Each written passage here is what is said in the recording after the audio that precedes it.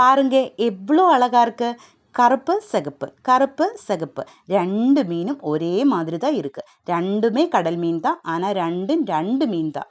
கருப்பு கலர் மீன் வெளை மீன், சிகப்பு கலர் மீன் சங்கர மீன் தான் தமிழில் சொல்லுவாங்க. மலையாளத்தில் வந்து கருப்பு மீன் வெளை மீன் தான் சொல்லும்.